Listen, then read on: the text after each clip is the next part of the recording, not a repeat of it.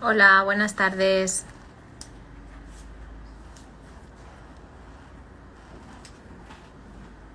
Hola, Isabel.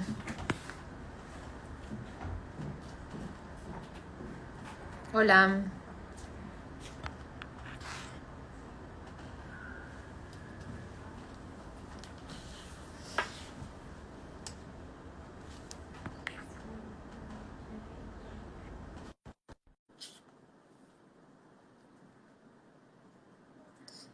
Vale, ya se está uniendo Isabel, o sea que en cuanto la tengamos. Hola, Ya estoy Isabel, buenas aquí. tardes. ¿Qué tal? Buenas, estoy colocando el teléfono ya está, ya lo tengo para que se vea bien.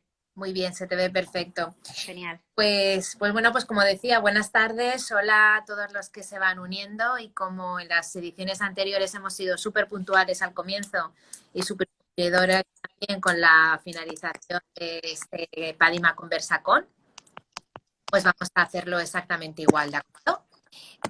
Para aquellos que os unís por primera vez a esta sección, solo recordar que Padima sacó o inauguró hace unos meses la sección de Padima Conversa con, pues para abrir una ventana, para buscar un espacio en el que hablar con profesionales de diferentes sectores y de diferentes temáticas. Y bueno, pues poder aprender de ellos y que nos inspiren y poder poner sobre la mesa dudas o hablar de temas, algunos muy de actualidad y otros de siempre, porque lo que funciona nunca pasa de moda, ¿no? Bueno, pues hoy tenemos con nosotros a Isabel Iglesias. Ella estudió Derecho, pero se ha especializado en recursos humanos, primero a través de un máster y luego a través de toda su experiencia, tanto docente como profesional, como directora de recursos humanos en varias organizaciones. Ahora mismo es directora de Sirania, de Recursos Humanos, una empresa fundada por ella misma, que fijaros que tiene como propósito la gestión del talento en entornos digitales y la transformación digital, algo difícil y parece que palabras muy de moda, pero algo muy difícil lo que hace.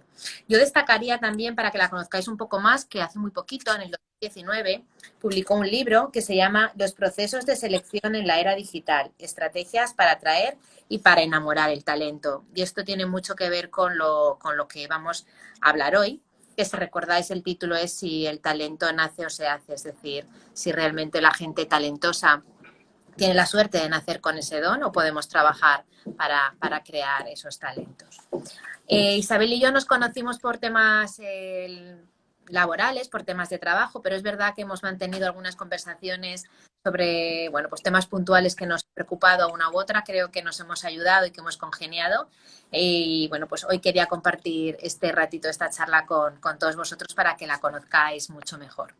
Así es que si quieres saludar a Isabel y comenzamos inmediatamente con todas las preguntas que tengo preparadas para ti.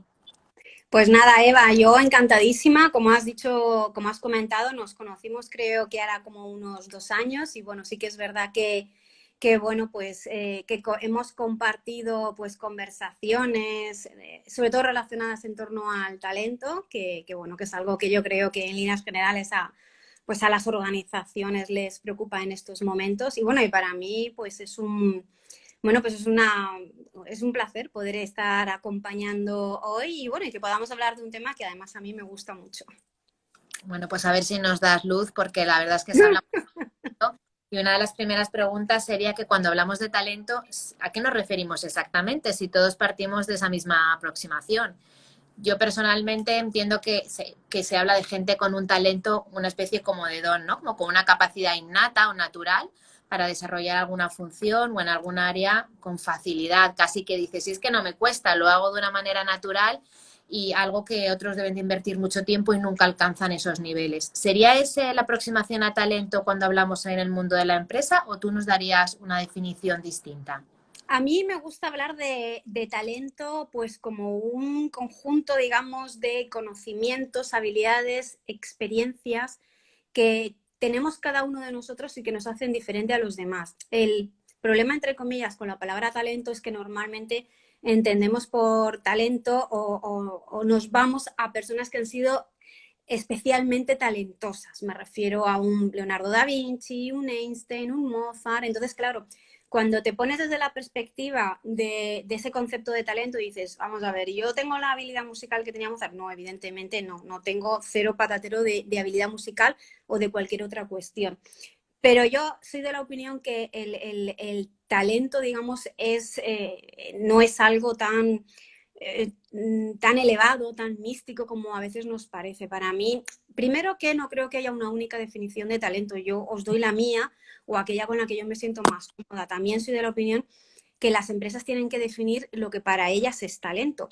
Y cada empresa tiene su propio concepto de talento. Oye, pues para una determinada empresa, pues talento es alguien que a lo mejor, bueno, pues tiene una capacidad especial para hacer algo o para llegar a determinadas soluciones de una determinada manera. Y eso para esa empresa es talento. Y es válido, es bueno y es aceptable. Y para otra empresa será algo diferente. Por eso yo suelo, en la medida de lo posible, para mí no hay una única definición de talento. Pero bueno, en líneas generales, yo entiendo por talento pues esa especie de conjunto de habilidades, conocimiento, experiencias, incluso actitud, motivación que cada uno de nosotros tenemos y eso sí, y que nos hace diferente a los demás, porque al fin y al cabo eso que tú tienes, que tiene más que ver no tanto con lo que haces, sino con cómo lo haces, eso está muy ligado con la parte de habilidades, de competencias, es lo que hace que te diferencies de los demás, porque no es tanto el hecho digamos, de dar una respuesta, por ejemplo, en un servicio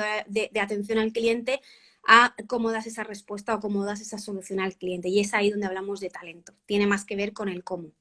A eso me refería yo, a esa capacidad natural, no sé si me he sabido explicar bien, el hecho de que atender a la atención al cliente, yo creo que es un punto clave. Como hay personas que se saben enfrentar incluso a situaciones de relación con otra persona desconocida cuando hay una queja o una reclamación Sí. y son capaces y lo llevan de manera natural, y otra persona que pueda tener la misma preparación desde el punto de vista curricular, sin embargo, no puede porque no tiene esas cualidades naturales.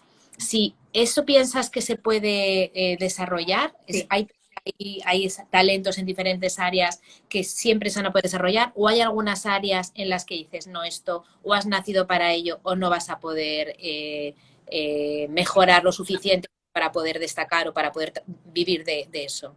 Sí, efectivamente. Yo sí que soy de la opinión y además es que me niego a creer, y mi evidencia es que no es así, me niego a creer a que no hay nada que no sea desarrollable. A ver, ojo, es cierto que hay personas que a lo mejor tienen una predisposición especial a hacer algo, pero esto es como todo. Por muy bien que se te dé hacer algo, si no lo entrenas, te puedes encontrar con que alguien que no tenga esa predisposición especial, a fuerza de entrenarlo, puede tener el mismo talento, ¿vale? Que puede tener esa otra persona. Hay una regla que es la llamada la regla de las 10.000 horas y que hace referencia a cómo lo que es el entrenamiento o la práctica, pues por ejemplo creo que hay un estudio relacionado con los estudiantes de violín y cómo hay estudiantes de violín cuyo nivel de destreza con respecto a cómo tocaban el violín crecía mucho con las horas de práctica. ¿Es una persona talentosa? Sí, sí, porque ha practicado mucho. Ahora, si a esa práctica, a esa continuidad le sumas que tú a lo mejor puedes tener unas habilidades o que puedes tener una predisposición especial, porque al fin y al cabo, bueno, pues todos venimos a lo mejor pues con unas habilidades, pero eso es como todo, o las puedes desarrollar o no las puedes desarrollar. Yo a veces pongo el ejemplo de cómo yo no descubrí que yo tenía una facilidad para un aspecto muy concreto, que es la de hablar en público, hasta que tenía 30 y pico años largos. Es decir, y esto es algo que siempre había estado ahí. Y lo que pasa es que yo ni lo había trabajado, ni me había preocupado, ni nadie me había dicho, oye, mira, es que parece como que esto se te da bien y demás. Y a raíz de empezar a trabajarlo, sí que es verdad que luego te das cuenta de que vas mucho más rápido. Pero eso es como todo. Si no lo trabajas, pues te puedes quedar en un nivel normal, vamos a decirlo así. Bueno, pues ya veremos cuando cumplan los 40, que aún te quedan muy, muy lejos, que Bueno, otros talentos eso ya los he pasado hace tiempo. estamos quedando muy bien. Entonces, la cosa es que todas las capacidades las podemos desarrollar con trabajo, con esfuerzo. Si encima tienes la suerte de que tienes un talento natural, que es la capacidad de esfuerzo, que no todo el mundo lo tiene, pues entonces el mundo es tuyo, ¿no? Creo que sería, si tienes que elegir algún talento, sería esa capacidad de sacrificio, de trabajo, de esforzarte, Claro, ¿no? a ver, Sí, evidentemente. Si ya de por sí tienes una predisposición natural a algo y lo complementas con trabajo, mucho mejor, vas a ir mucho más rápido. A ver, esto es como todo. Si yo ahora me pongo a practicar piano, ¿lograré tocar el piano? Pues posiblemente no, porque yo no tengo una predisposición especial para la música. También aquí uno tiene que averiguar para qué tiene esa predisposición, ¿vale? Yo no tengo predisposición para la música, pero la tengo para otras cosas. Pero por lo general aquello por lo que nos sentimos más inclinados, más motivados, suelen ser aspectos en los que solemos tener como una cierta facilidad. Eso suele ser lo normal. Por eso a mí la música o tocar un instrumento es algo que no me ha llamado nunca la atención y tampoco creo que, ni creo que tenga habilidad, pero tampoco lo he practicado, con lo cual va a ser muy difícil. ¿Tú recomendarías entonces hacer esa especie como de DAFO, ¿no? De nuestras fortalezas, bueno, lo que serían nuestras predisposiciones positivas y negativas en diferentes áreas y potenciar las positivas, esos talentos? O si alguien dice, no, yo se me da fatal el oído musical, pero yo quiero tocar piano, ¿animarías a desarrollar esos talentos por muy difíciles que fueran? A ver, si tú tienes la motivación para desarrollar algo por muy poca, digamos, habilidad que tengas en ese momento, te va a costar más. El tema está en que te va a costar mal. ¿Lo puedes hacer? Sí, lo podrías hacer. Mira, esto es algo parecido a lo que pasa con los niños. Con los niños es muy habitual que cuando algo se le da mal, por lo general lo que te dicen es, bueno, a tu hijo se le da mal las matemáticas, tienes que reforzarle las matemáticas, pero no te dicen que se le da bien. Entonces, esto es algo que yo también he criticado mucho. Vamos a ver, si a un niño, con esto no quiero decirte que si a un niño se le dan mal las matemáticas, le digas, oye, ya no estudies matemáticas. Yo, por ejemplo, he sido malísima toda mi vida en matemáticas, física, todo lo que tenía que ver con carreras de ciencias. En cambio, todo lo que eran carreras de letras se me daban muy bien. Pero bueno, había que estudiar, había que, bueno, pasar los cursos y demás, y no me quedaba más remedio que aprobar. Pero si en un momento dado alguien hubiese sido capaz de identificar que yo tenía unas inclinaciones para algo y me lo hubiesen potenciado, posiblemente habría tardado menos. Entonces, tendemos a centrarnos en lo que no sabemos hacer, en vez de centrarnos en aquello que sí sabemos hacer bien. Y ya te digo, no se trata de coger y decir, porque evidentemente las matemáticas, por decirte algo, pues es algo necesario, ¿no? No se trata de decir, pongo las matemáticas a un lado y las olvido por completo. Vale, tengo que tener unos conocimientos mínimos, tengo que saber defenderme, tengo que saber comprender una serie de conceptos, pero aparte de eso, y yo evidentemente nunca iba a estudiar una carrera de ciencias, ni iba a estudiar matemáticas, ni nada parecido, pero aparte de eso, potencia aquello que se le da bien a la persona, aquello en lo que realmente ya tiene esa predisposición. Muy bien, pues entonces por el momento vamos por buen camino, en el sentido de que de manera innata o natural hay unos talentos, pues eso, naturales, unas inclinaciones a ser buenos en determinadas materias, pero que con el trabajo y con el esfuerzo todo se puede lograr. Fíjate que otra de las cosas que quería comentar contigo es que se habla de los datos, ¿no? De la minería de datos, como el oro, ¿no? Y del talento como el recurso más valioso en las organizaciones. ¿Cuál es tu opinión al respecto? Es que ¿Crees que es así? se ha cortado y no he terminado de escuchar bien la pregunta. Que ahora se dice, se Sí, escucha muchas veces que los datos es lo más sí, importante, es como el oro del siglo sí. XXI. Sin embargo, el talento es el recurso más valioso para las organizaciones. ¿Cuál es tu opinión respecto a esta opinión o a esta afirmación? A ver, los datos, ¿vale?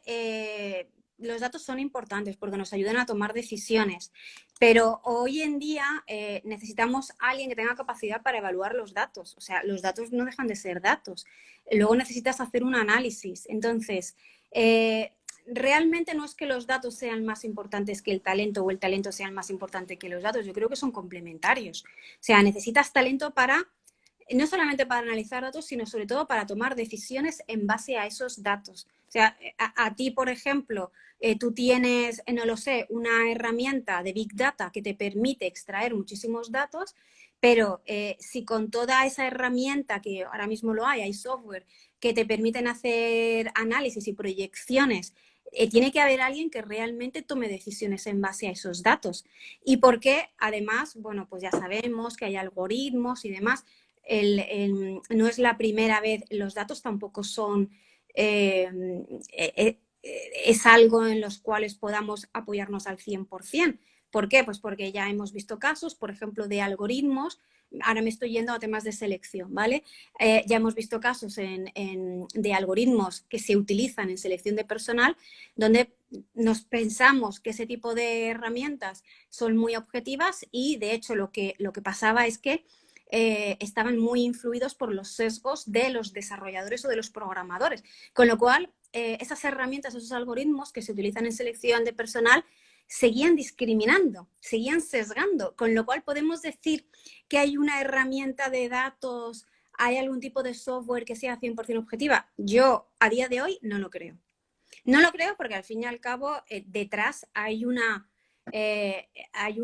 inteligencia humana, ¿vale? Por diferenciarlo de la inteligencia artificial. Hay una inteligencia humana que es la que ha construido el algoritmo, la que ha establecido los parámetros, la que ha hecho el desarrollo y luego la que analiza los datos. Con lo cual, ¿podemos decir que los datos son tan importantes? Bueno, pues sí, tienen su importancia y nos dan una visión sobre cuál es la situación en ese momento, pero tampoco nos podemos agarrar a ellos como si fuesen algo irrefutable, porque nos podemos encontrar con que, bueno, pues como esto, estoy pensando ahora, por ejemplo, en un algoritmo que utilizaba Amazon para seleccionar y de hecho lo tuvieron que retirar. Sí, fíjate que esto que estás comentando de los algoritmos, de la inteligencia artificial, también quería comentarlo contigo al final, pero da igual, lo estamos ahora. Y es esa relación que existe. Se está utilizando mucho la inteligencia artificial en el campo de recursos humanos, tanto en la selección como en la medición y la evaluación de las personas, de un equipo, pues por consecución de objetivos y por su comportamiento. Y es cierto que hasta la inteligencia artificial basada en el aprendizaje automático, es decir, donde nadie programa, sino que le dices a la herramienta, observa y vas cogiendo datos de lo que ocurre sin que no haya nadie que te está programando, no pueden ser, como tú decías, objetivas, porque si la persona que está haciendo la selección se inclina más por un sexo o por otro, o por una edad, o por una determinada formación, ese comportamiento está alimentando a la herramienta. Entonces, pasa lo mismo también con las herramientas de selección. ¿Hasta qué punto esa inteligencia artificial, dónde estaría ese equilibrio en ayudar en las áreas de recursos humanos? ¿Cómo lo ves tú como persona que lleva ya más de 15 años en este sector y por lo tanto tienes capacidad de ver el antes y el después? ¿En qué momento estamos y cuál sería lo idóneo para ti? A ver, ahora mismo estamos en un punto en el que, primero, hay, digamos, una gran crispación en torno a todo lo que tiene que ver por selección, precisamente porque además estamos en un momento muy complicado, con unos incrementos de niveles de desempleo y siempre que se producen estas situaciones, esto produce primero una masificación en lo que son en las inscripciones de las ofertas de empleo, porque se produce una reducción bastante importante de las ofertas de empleo y tenemos inscripciones masivas de candidatos a las ofertas de empleo. Y entonces ahí es cuando, claro, entramos quizás con que no todo el mundo que está haciendo selección está preparado para hacer selección, que esta es otra, ¿vale? A lo mejor, pues yéndome un poco a tu sector, Eva, evidentemente, si no eres abogado o no eres licenciado en Derecho, pues no puedes entrar a sala y no puedes celebrar un juicio y no puedes hacer una serie de cosas, pero eso no sucede en recursos humanos. Hoy en día cualquiera yo no digo un proceso de selección, cualquiera se sienta y hace preguntas, o más bien le lanza preguntas a una persona con escasos conocimientos, porque hacer una entrevista de trabajo no solamente es lanzar preguntas, hay muchos otros aspectos que están implicados. Entonces, ¿qué es lo que pasa? Que como hay un sentimiento en el candidato bastante negativo, por otro lado, muy justificado, ¿vale? Porque ya te digo que aquí cualquiera se pone delante y dice que hace un proceso de selección, hace una entrevista y bueno, y es cualquier parecido con la realidad, pura coincidencia. Entonces hay un sentimiento bastante negativo por parte del candidato hacia el trabajo que se hace en recursos humanos desde el área de selección. Entonces, estamos viendo cómo nos estamos yendo hacia justo el efecto contrario. Vale, como los entrevistadores están llenos de sesgos, prejuicios, estereotipos, bla, bla, y todo lo demás, nos pensamos que una inteligencia artificial, un robot, un algoritmo, un chatbot, llámalo como quieras, va a ser mucho más objetivo. Y claro, y no nos estamos dando cuenta de que ese robot, ese algoritmo, ese chatbot, ese lo que sea, está muy influido, como tú decías, o incluso muchas veces ponen a los algoritmos a aprender precisamente de lo que hacen los propios reclutadores, con lo cual siguen utilizando los mismos sesgos y los mismos estereotipos. Entonces, ahora mismo estamos en ese punto, estamos en que, vale, como ya sabemos lo que pasa en los procesos de selección, nos pensamos que un algoritmo, que un chatbot o que un bot realmente va a ser la solución o va a ser mucho más objetivo. Y la realidad es que eso no va a suceder. Tampoco la gente de recursos humanos estamos en líneas generales muy habituados a apoyarnos de estas herramientas. La gente de recursos humanos, salvo aquellos que a lo mejor trabajen más en un entorno donde realmente haya una transformación digital, bueno, pues todavía sorprende el nivel, digamos, de proceso rústico, rudimentario, no sé muy bien cómo llamarlo, como se hacen los procesos de selección, incluso apoyados en escasísima tecnología y además, bueno, con cosas que sorprendería en el momento en el que nos encontramos, donde incluso hay decisiones con respecto a incorporación de candidatos que se toman por criterios, bueno, que son increíbles. Entonces, yo creo que la tecnología nos ayudaría siempre y cuando fuésemos capaces de darle el espacio que necesita la tecnología y no pensar que lo que nos está, la información que nos está dando un determinado algoritmo, nos la vamos a coger como algo súper fiable. Por ejemplo, tú puedes utilizar en los procesos, en las fases iniciales de un proceso de selección, tú puedes utilizar algún tipo de tecnología que te puede ayudar o que te puede dar información del candidato, pero tú luego tienes que coger esa información, te tienes que sentar con el candidato y tienes que ser capaz de contrastar hasta qué punto esa información es real o no es real. Y eso es lo que no pasa. Es decir, nos quedamos en, bueno, he hecho un test, he hecho un no sé qué, he hecho un no sé cuántos, tengo una determinada herramienta, le paso esta herramienta al candidato y con los resultados decido, descarto o no descarto. Y ahí yo creo que se nos está yendo mucho talento. ¿Por qué? Porque esperamos que el candidato entre por, permíteme la simplificación, pero esperamos que el candidato nos encaje como si fuese una pieza de recambio y los candidatos no encajan. Y si te ha ocurrido alguna vez, te estaba escuchando hablar de las pruebas, los test y demás, ¿cuál es tu opinión acerca, yo le llamo, llámale instinto, feeling, pálpito, el decir, mirando las pruebas no es, pero algo me dice que esta es la persona que encaja? Y que además hay personas que de manera natural tienen esa capacidad de detectar quién sirve, quién va a rendir bien, quién va a encajar, quién puede ser esa pieza del puzzle. Sí, sí. Eso, sí. ¿Qué opinas de eso? Porque va en contra de todo lo que estamos hablando, de ser objetivos, de tener las pruebas, de evaluar. ¿Cuál es tu opinión?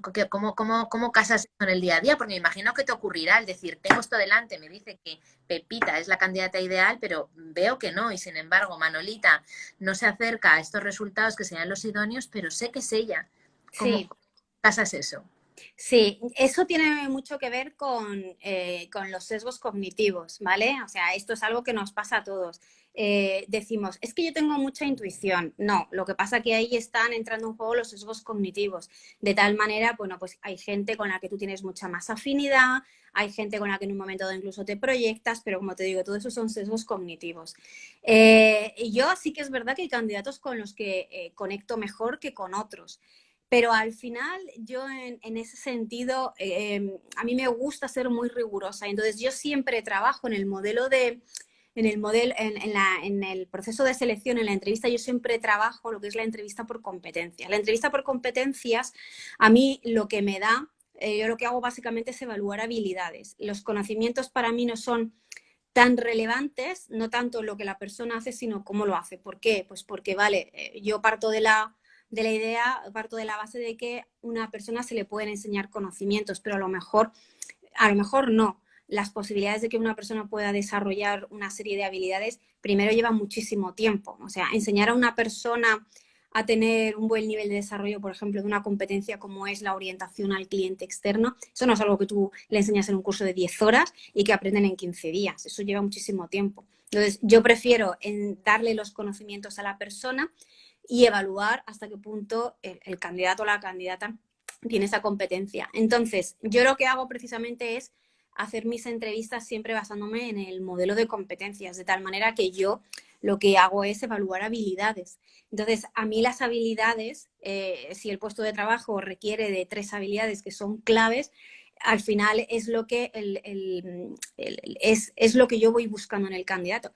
Y además suele coincidir, o sea, hay candidatos con muy buen nivel de desarrollo de esas habilidades que son claves, que son fundamentales, en los cuales yo siento que es un candidato muy bueno, que es un candidato muy adecuado o que puede encajar. Pero yo creo que eso también, en mi caso, es porque yo estoy muy habituada a hacer esa evaluación que se llama en recursos humanos por competencias. Entonces, yo siempre estoy identificando y siempre estoy tratando de encontrar indicadores con respecto a esas habilidades. Entonces, yo ahí, digamos, yo creo que es algo que incluso ya hago de una manera bastante inconsciente, pero para mí, o sea, cuando a mí un entrevistador, yo he trabajado con grupos de entrevistadores, viendo un poco ayudándoles en la adquisición, en la mejora de habilidades para hacer entrevistas de trabajo y por lo general, y además ellos mismos lo reconocen, que cuando a veces pues el típico candidato, ay, no, es que este candidato me ha encantado, no sé qué, no sé cuántos, y yo siempre les digo lo mismo, me parece genial, el candidato te ha encantado, venga, vamos a llevárnoslo vamos a objetivizar, porque lo que nos da la entrevista por competencias es objetivizar la información. Venga, vamos a coger todo eso que te ha gustado y lo vamos a objetivizar. Y entonces vamos a hacer ahora una entrevista por competencias. Y luego, cuando terminamos la entrevista por competencias, me terminan diciendo, ya no me gusta tanto. Yo, claro, porque lo que hemos hecho ha sido darle ese puntito de objetividad al candidato y entonces hemos identificado información y nos hemos dado cuenta de que, o a lo mejor el entrevistador en ese caso se ha dado cuenta de que había conectado muy bien por algún motivo, pero digamos a nivel objetivo no estaba siendo objetivo. O sea, ahí era esa parte, digamos, de sesgos las que estaba funcionando. Entonces yo que ya te digo, que no puedes eliminar todos tus sesgos, porque es algo con lo que todas las personas funcionamos. Pero para mí sí que es muy importante que los entrevistadores trabajen mucho la parte de los sesgos, precisamente para evitar seleccionar de manera subjetiva.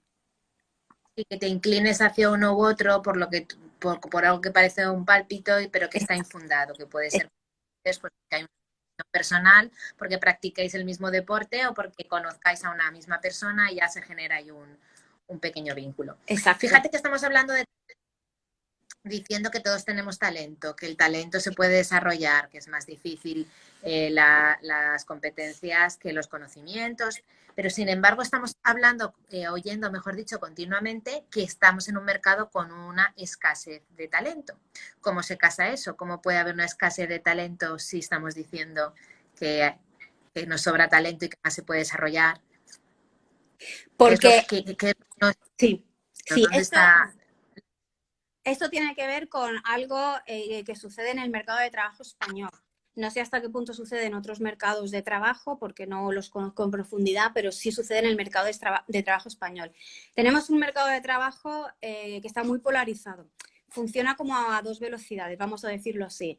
Entonces, tenemos una parte de nuestro mercado de trabajo donde hay un grupo de profesionales que tienen los conocimientos, las habilidades o la experiencia que las empresas necesitan. Y luego tenemos una masa, vamos a decirlo así, bastante importante, que forma parte de nuestro mercado de trabajo que precisamente no tiene esos conocimientos.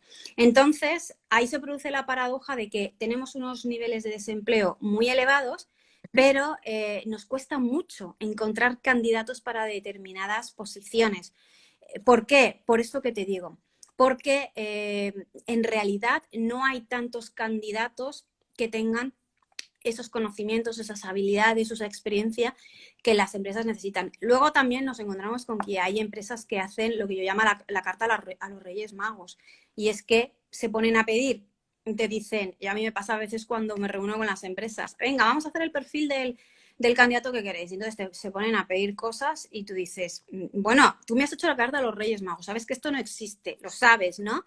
Bueno, sí, sí, sí, Leo. Entonces vamos a ver qué podemos encontrar, porque claro, luego esa es otra. Entonces, pero básicamente tiene que ver con esto, con que nuestro mercado de trabajo está muy polarizado y tenemos todavía una masa, digamos, importante de gente que no tiene esos conocimientos o esas habilidades que las empresas necesitan.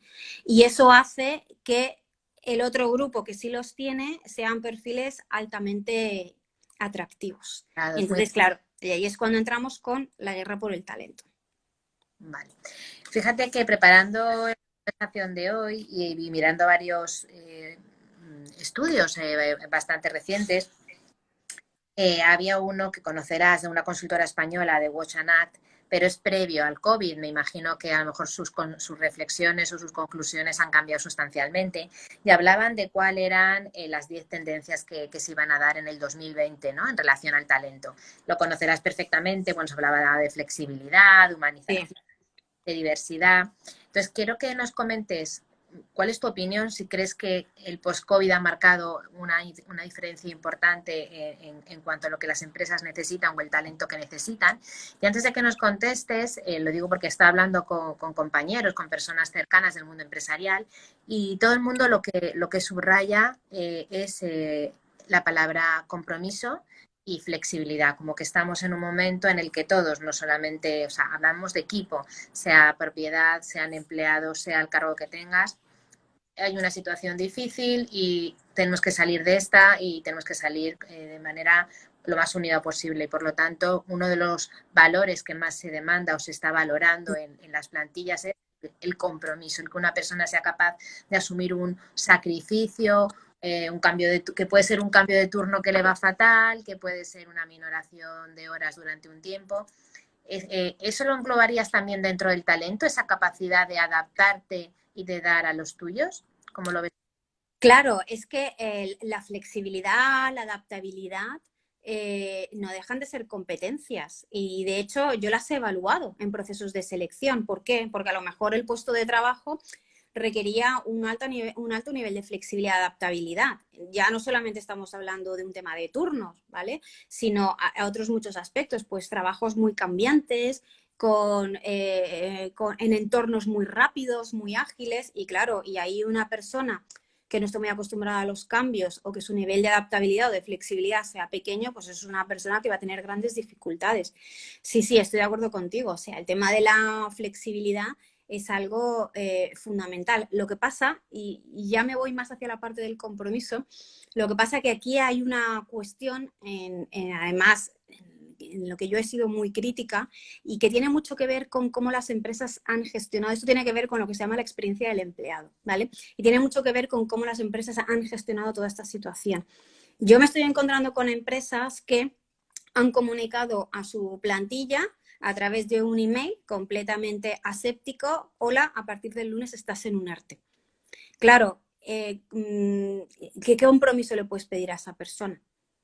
O sea, cuando llega el momento y tú sacas a esa persona del ERTE o el ERTE ya finalizado y lo reincorporas, pues la persona, y luego además te has pasado durante 3 meses donde no has tenido ningún contacto con esa persona, absolutamente nada, ¿vale? El otro día me contaba una persona precisamente que, bueno, pues que habían estado formando a equipos que estaban en ERTE durante todos estos meses y, bueno, la gente completamente desganada, poniendo pegas de todo y demás. Entonces, claro, ahora estamos en un punto donde hace falta compromiso, pero yo la pregunta que le hago a la empresa es, ¿y tú te has comprometido antes? Porque las empresas son muy dadas a pedir compromiso, pero eso sí, luego las empresas no quieren comprometerse. Y esto me recuerda un poco a la crisis del 2008.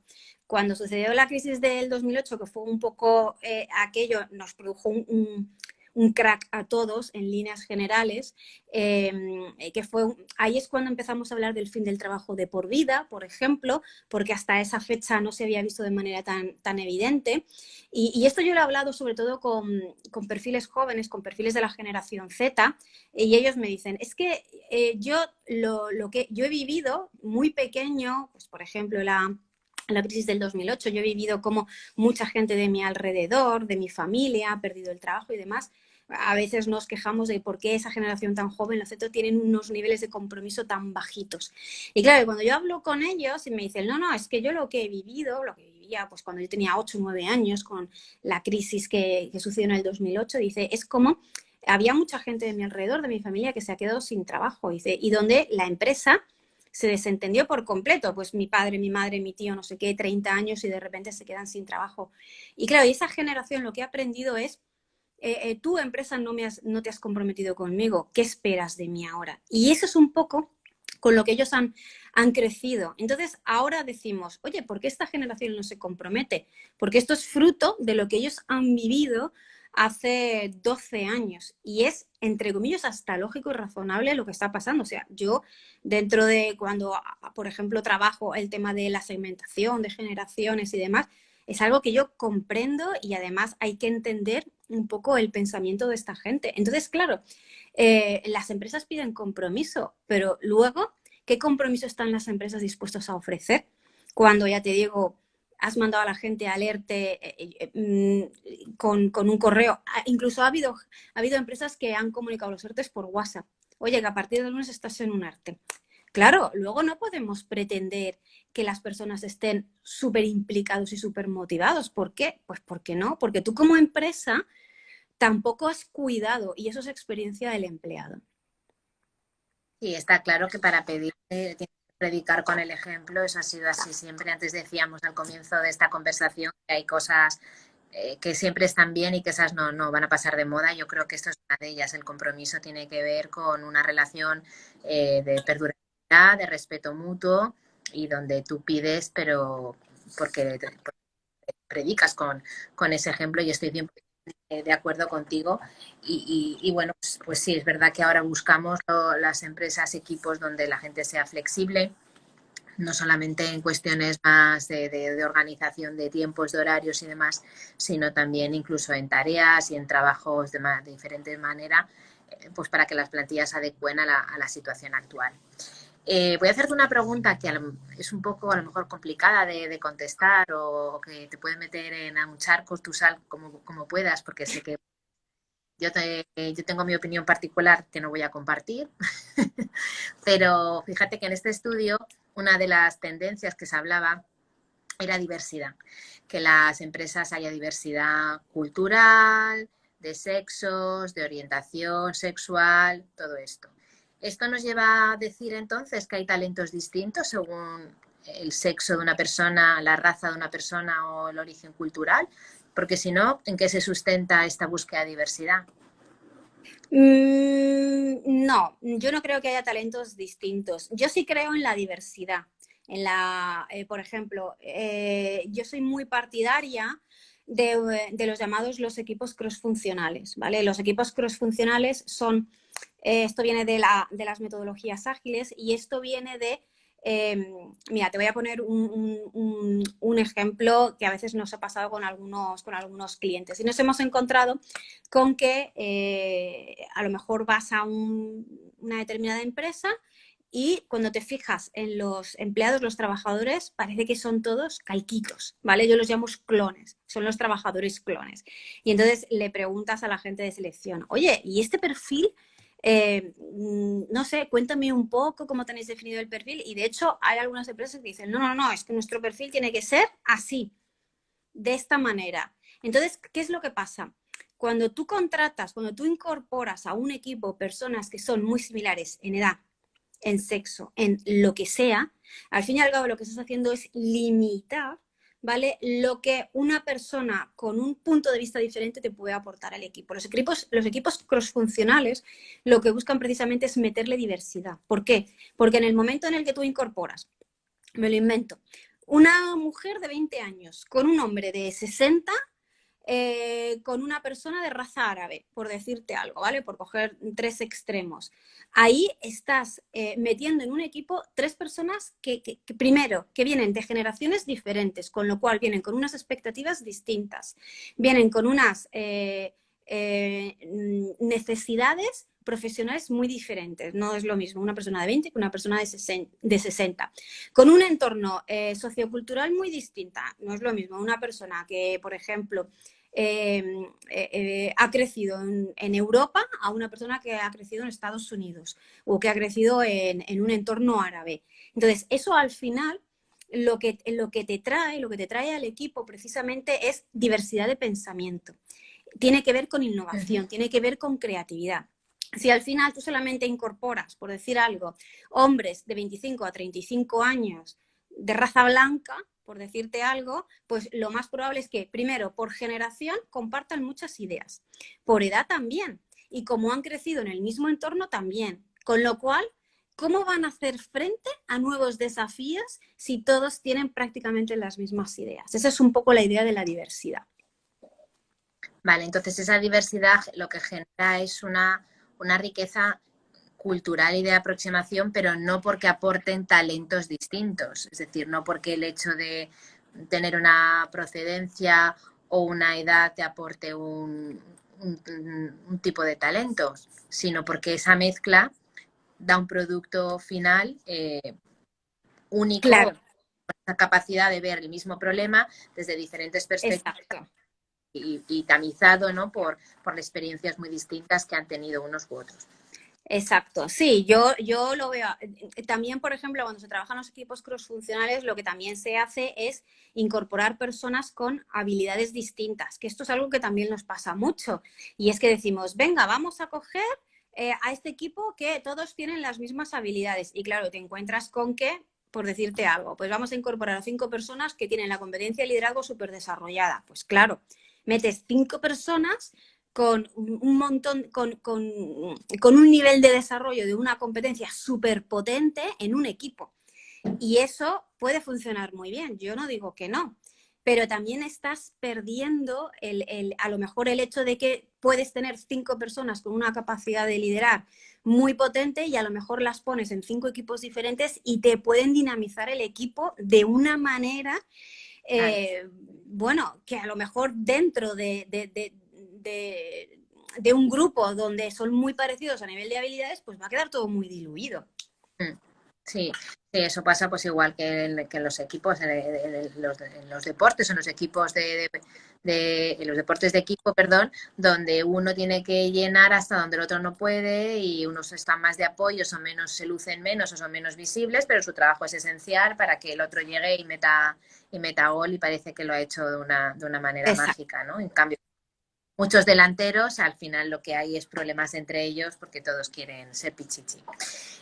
Una pregunta obligada es, ¿cómo ves tú los retos para las organizaciones en relación al talento o si quieres extenderlo a la gestión de los recursos humanos o de los equipos? Que en la situación actual, si tú tuvieses ahora que dar una recomendación para sea un CEO o sean directivos que tienen a su cargo equipos, ¿cuáles son esos retos? ¿Cuáles son esas claves que crees que tenemos que poner sobre la mesa? Para mí, y un poco volviendo a lo que tú comentabas antes, para mí el principal reto ahora tiene que ver con el tema del compromiso. Eso es fundamental. Fundamental porque yo me estoy encontrando con que la gente está, en general, luego hay empresas que lo han hecho muy bien durante toda esta pandemia, pero me estoy encontrando con que la gente está bastante desconectada, ¿vale? Desconectada a nivel emocional. Esto ya sucedió en la crisis del 2008, cuando la situación era muy, muy, muy complicada. Nos encontramos con que la gente no se movía de las empresas. Si ahora la gente no se mueve, no es porque no quieran, es porque no pueden. No pueden porque hay miedo, porque hay mucha incertidumbre. El problema vendrá cuando la situación se estabilice y esto ya lo vimos. De repente empezamos a ver cómo la situación económica empezó a mejorar y asistimos a una verdadera, bueno, desbandada de las empresas, con muchísima rotación, con perfiles que llevaban mucho tiempo bueno, y que decidieron irse. ¿Por qué? Pues porque no se habían sentido a gusto a lo largo bueno, pues del tiempo que habían estado. Y esto se va a volver a repetir. Y el problema está en que las empresas no aprenden de los errores pasados. O sea, esto ya lo hemos vivido. Todos los que pasamos la crisis del 2008, esta situación ya la hemos vivido. A mí hay cosas que me suenan mucho, me resuenan mucho, desafortunadamente, y me temo que las vamos a volver a vivir. Pero claro, el tema está en que, como hablábamos antes, o sea, no puedes pedir un compromiso que tú como empresa no eres capaz de dar. Y además que el talento no es propiedad de nadie. O sea, tú, por eso, por ejemplo, en el libro yo hablo de estrategias para enamorar al talento. O sea, no solamente se trata de atraer talento, también se trata de conseguir que se quede contigo. Y para eso, primero que el talento elige dónde quiere trabajar. Eso para empezar. Es decir, una persona que realmente es conocedora de que tiene una habilidad o que tiene ese talento, esa persona tiene claro que va a elegir dónde quiere trabajar. Y luego que el talento, pues, tú no lo puedes amarrar en una empresa, lo que puedes hacer es enamorarlo para que se quede contigo. Y eso significa, pues, trabajar aspectos desde cuidar la experiencia del empleado, como en ofrecerle proyectos que realmente hagan que la persona se quiera quedar contigo, y esa va a ser la principal dificultad, no ahora. Esto no lo vamos a ver ahora, lo veremos a medida en que lo que es la pandemia vaya relajándose en cuanto a dificultades y en cuanto veamos cómo la situación de las empresas vuelve un poco a lo que conocíamos antes. Ahí es cuando empezaremos a ver muchos movimientos, y me temo que eso va a suceder porque yo, por lo que he podido ver en estos meses, hay empresas que no han aprendido de lo que pasó en el 2018. Antes has comentado que nos tenemos que acostumbrar a que la gente ya no está en la misma organización para siempre, Sí. como de nuestros padres.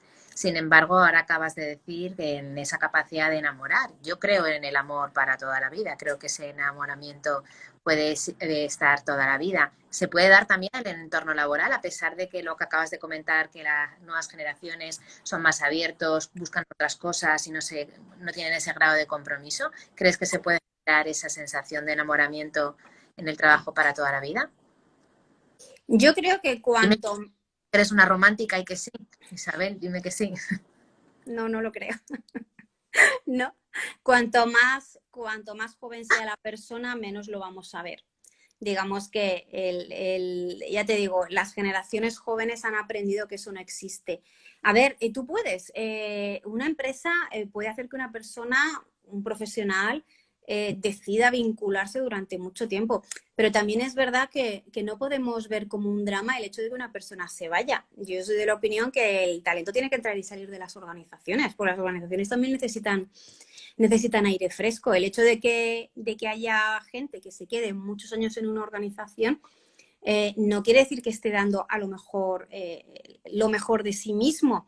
Luego también tenemos, bueno, las llamadas jaulas de oro, gente que se queda en las organizaciones porque está cómodo, porque tiene, claro, unas condiciones que difícilmente va a encontrar fuera de esa organización, pero no están dando lo mejor de sí mismo. Están dando lo justo y necesario como para seguir en esa situación.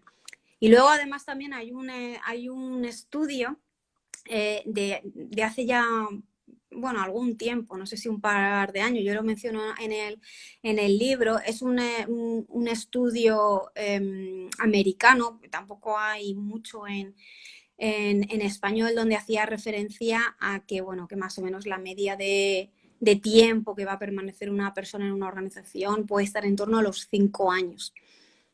La media, más o menos. Entonces, bueno, pues también nos tenemos que acostumbrar a que las personas tienen un ciclo de vida, ¿vale? Y de hecho se habla y se trabaja el ciclo de vida del empleado.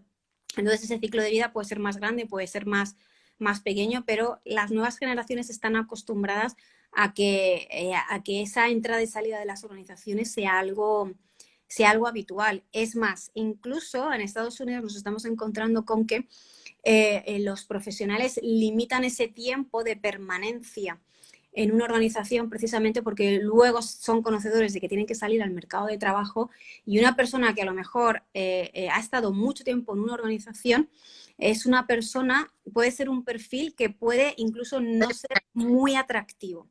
¿Por qué? Pues porque al fin y al cabo llevas mucho tiempo trabajando en una misma empresa con los mismos procesos.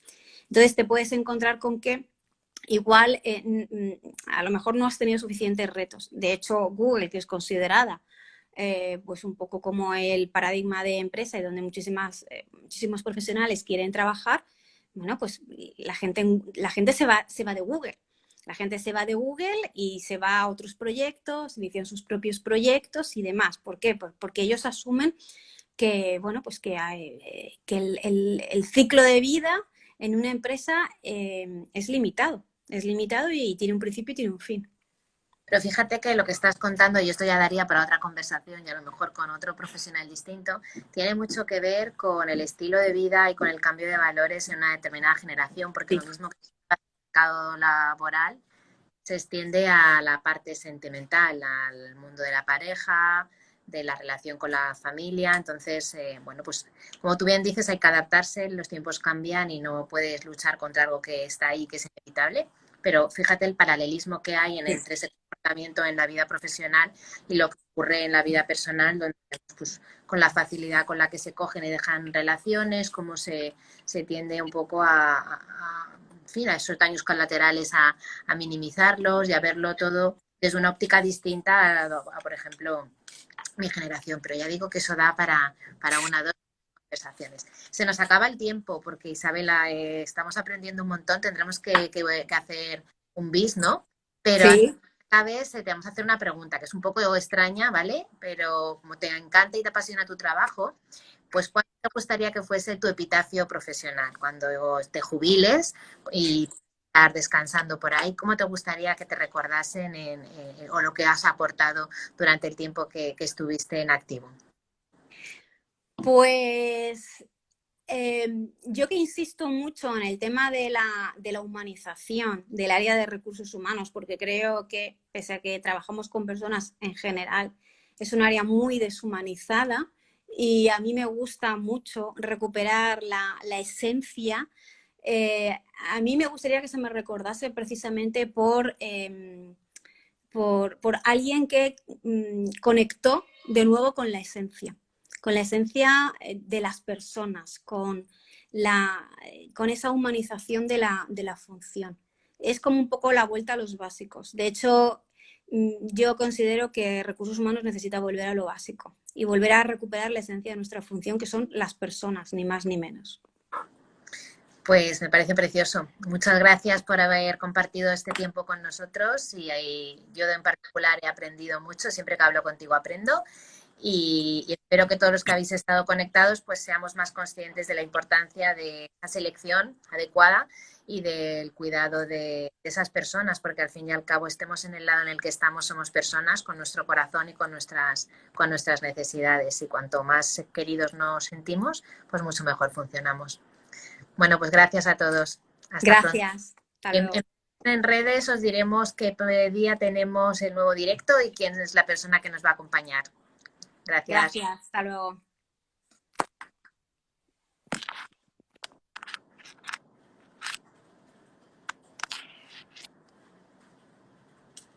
¿Estás seguro que quiere?